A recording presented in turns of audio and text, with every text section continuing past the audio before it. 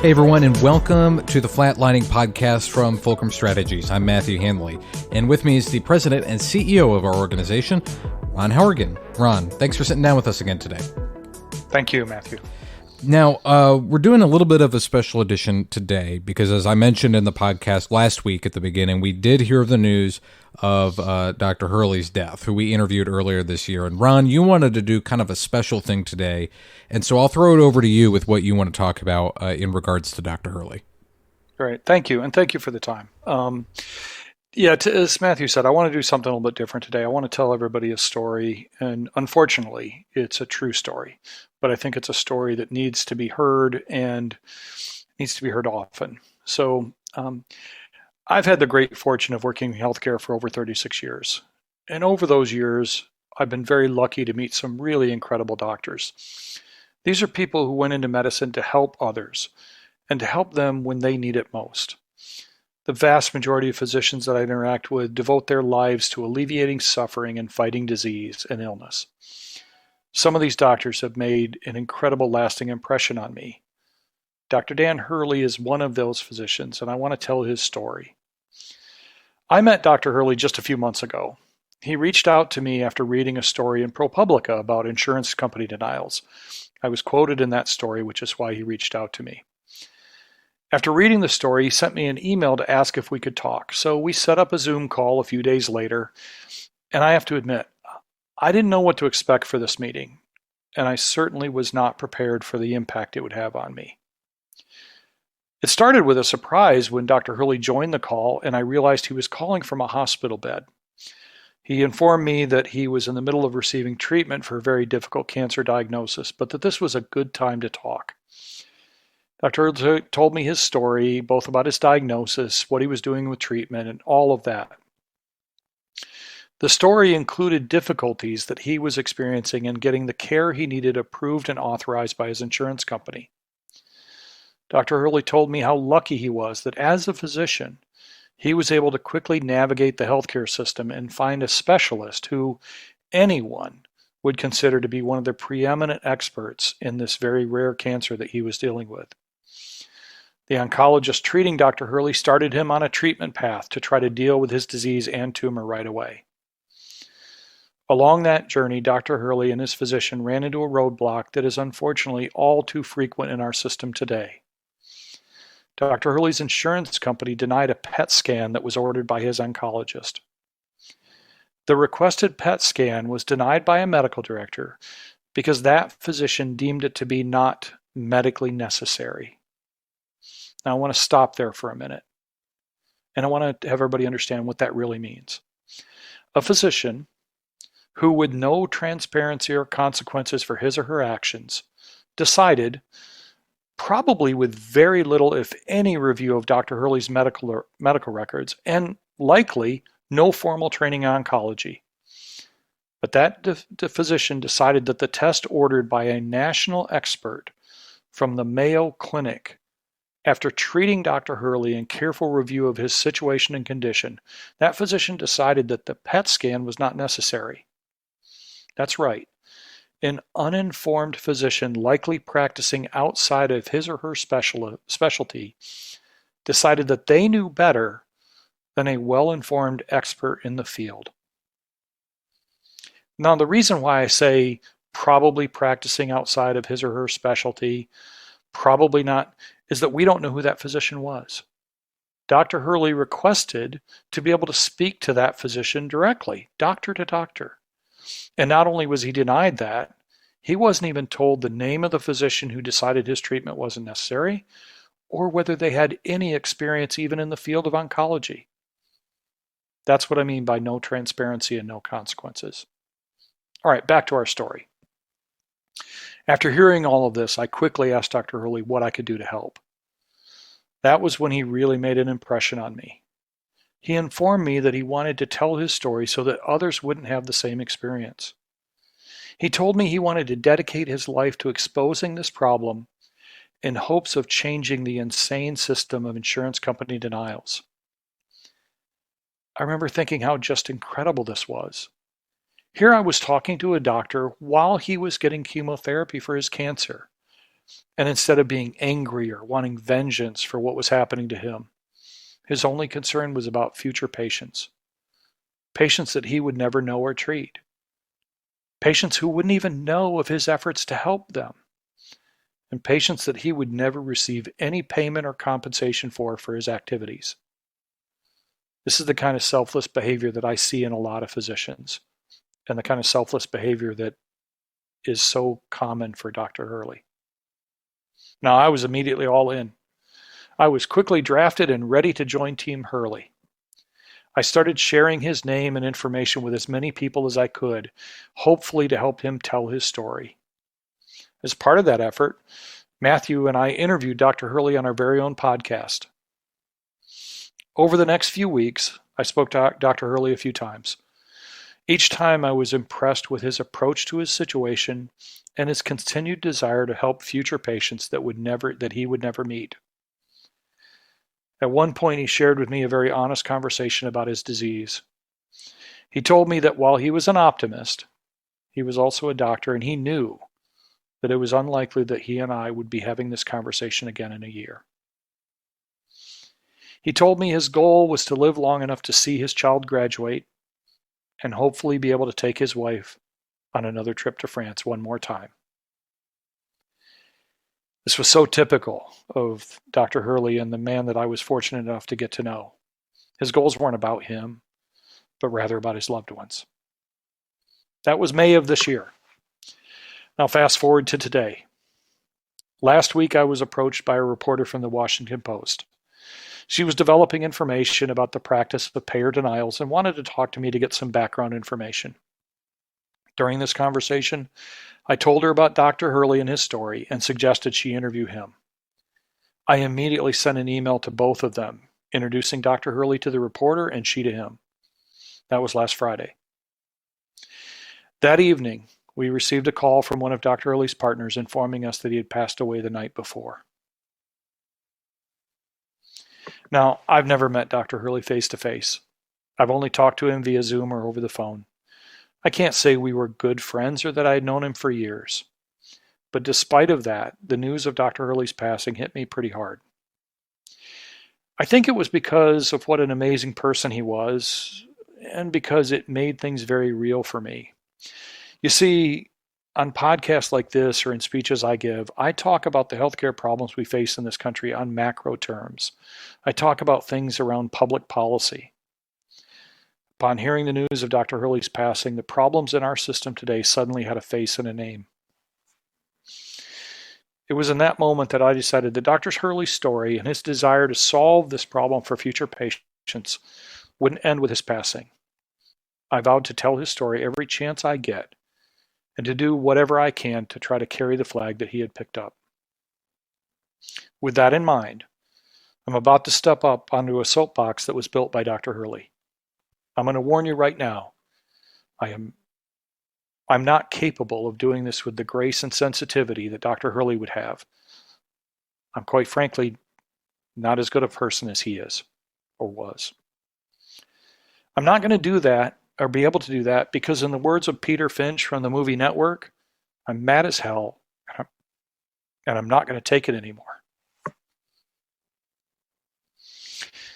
As I say this, I struggle to control the anger I'm feeling right now. I think about the medical director that denied Dr. Hurley's PET scan and all the other medical directors at insurance companies that spend their days signing off on medical necessity denials for hundreds of thousands of patients, all dealing with their own medical issues. I think about those physicians and I wonder how they reconcile what they're doing with the Hippocratic oath they took when they became doctors. I guess I would ask them to remember that oath and the statement, "First do no harm." Now, I can hear the response from insurance executives ringing in my ears, a response that, quite honestly, I spoke myself several times when I used to work for the insurance companies. Well, we're not denying care. We're only making coverage decisions. I can't tell you how many times I said that very sentence. Now, put bluntly, this is BS. It was BS when I said it all those years ago, and it's still BS today. They know it, and I know it. People have insurance because they can't afford to pay for the care they need without it. Withholding payment for that care is the same thing as withholding the very care they need. Trying to explain it away any other way is simply wrong. I can also hear the insurance company spin doctors explaining this behavior by trying to paint it as something good for society. Our mission is to make healthcare more affordable in this country. If that were the case, then answer me this. Why did the major insurance companies reap record profits during the COVID crisis? Why did these insurance companies see dramatic increases in their stock prices during the worst healthcare crisis in this country this century? So, if you're going to try to say that, please spare me the hypocrisy. Don't insult my intelligence with this kind of dribble. The process insurance companies use to deny care is not focused on the patient, but rather their own profits. That's the reality of the situation. It's about companies putting profits before people. It's that simple, and it must change. And that's what Dr. Hurley wanted to focus on and what he wanted changed. So the next obvious question is, how do we fix this? How do we protect patients from corporate greed? Well, it's really not complicated. It just takes a change in the way we think about patients' rights and the practice of medicine by insurance company medical directors. Let me explain. First of all, we need to give patients the same kind of protections that we give people in our justice system. Our justice system is built on the idea of presumed innocence. It doesn't matter if you are caught on video doing the crime. You are presumed innocent. And the prosecution has the burden of proof to prove that you are guilty beyond a reasonable doubt. Further, you're allowed to be judged by an impartial jury of your peers. Now, we do this in this country because we've decided, and I agree, that it's far worse to jail an innocent person than to possibly let somebody who is guilty go free. Shouldn't that same thing apply to healthcare? Isn't it worse to deny care to somebody who needs it than to approve care that may not be totally necessary? Imagine for a minute, if your physician was presumed to be correct in what he or she wants to prescribe for you, and that the insurance company couldn't deny that order unless they proved beyond a reasonable doubt that your physician was wrong. Imagine if rather than a single medical director, who is nameless and faceless by the way, compensated by the insurance company they're ruling for, practicing outside his or her specialty with no transparency, imagine if rather than that, determining what is medically necessary, the situation was reserved or reviewed by an independent group of peers, and that it started with giving the treating physician the assumption of being right. That's right. An independent physician, not on the insurance company payroll, who were peers. You know, practicing physicians in the same specialty. Imagine what that would look like. I'm guessing it would cut down on these kind of automated or inappropriate denials. Another simple solution would be to pass a law expanding the definition of practicing medicine to include the denying of services as not medically necessary. This would mean that the doctors signing off on those denials would need to have a license in good standing in the state that they're operating in. They would have to be practicing in their field or specialty, and that they could be held responsible for malpractice if the denial was not clinically reasonable and resulted in a bad outcome. Imagine what that would look like. It would end the scenario where a single doctor could sign off on 60,000 denials in 1 month, as has been documented, where medical directors could sign off on denials after spending less than 2 seconds reviewing the case, which has also been documented. Imagine the field day that a plaintiff's attorney would have in a malpractice case involving the denial of the PET scan for Dr. Hurley. Again, I'm guessing that this simple change would fix this problem. Okay, the problem here isn't what happened to Dr. Hurley. The problem is the thousands or tens of thousands or hundreds of thousands of people out there who have had care denied by an insurance company. The problem is that Dr. Hurley's story isn't an anomaly, but rather an example of something that happens every day in this country. That's the problem. And that's the problem that Dr. Hurley wanted to solve, not for him, but for everybody else. I can't say that approving the PET scan for Dr. Hurley would have saved his life. No one can say that. I can't say that approving that PET scan would have helped him live one day longer. What I can say is that that denial was wrong.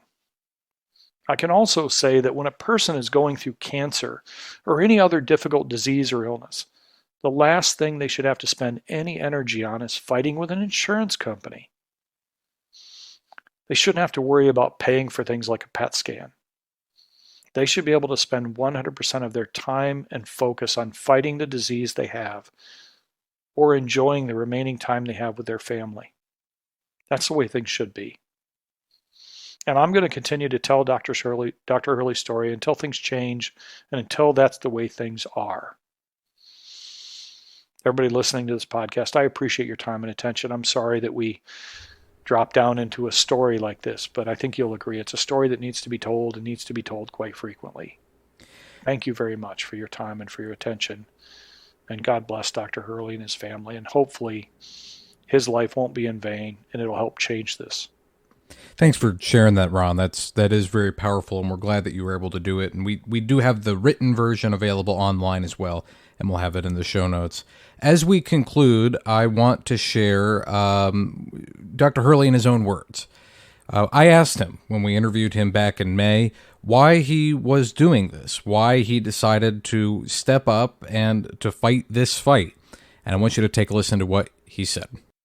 What really motivated me to kind of say, I need to do something. This problem was a completely different insurer, which was Aetna with my son, and the experience of having to talk to a GI guy about why some patient who I have who has a sinus problem needs a CT, which is just wrong on its face for almost every major insurer, Cigna, United over the years. Mm-hmm. So now I'm probably getting off track there. So, but the things that I think are take home are the insurers are going to have to be part of the solution. There are some great people that work there that will get there.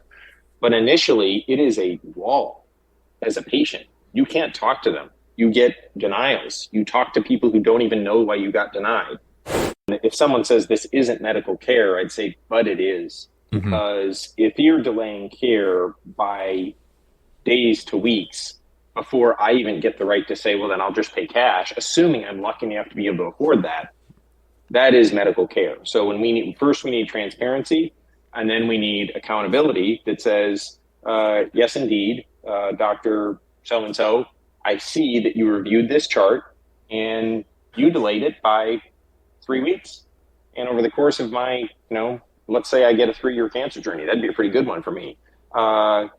That amounts to a month of delays. We don't know how much it impacted his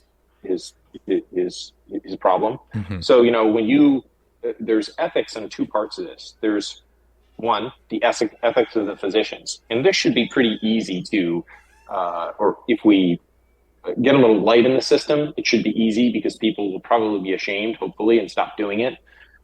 Even since I've been a physician, you started to see, now they're having people with a medical license sign it because they're trying to cover that. But it's a medical director that really works in Washington who's got multiple licenses so they can sign off on the reviewer in the expert in New Jersey who isn't. Right. Thinking that somehow that makes it better. So the physicians themselves have to have the ethics to say, would I want myself or my family member treated by me for this problem, which you really should be asking, both if you're a clinical physician in practice or if you're reviewing cases. And if the answer is no, well, shouldn't you get them to somebody who's really reviewing that?